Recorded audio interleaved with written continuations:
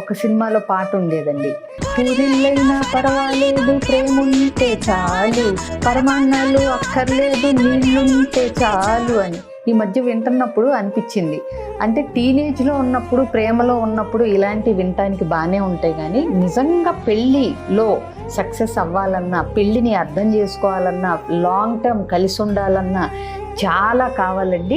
Maturity ఉండాలి, commitment ఉండాలి, responsibility తీసుకునే దమ్ము ధైర్యము ఉండాలి. పరిస్థితులు బాగోలేనప్పుడు, జీవితంలో మనం ఊహించని నెగిటివ్ సంఘటనలు ఎదుర్కొనేటప్పుడు వాటిల్ని తట్టుకునే శక్తి ఉండాలి, endurance for the ugly parts of life.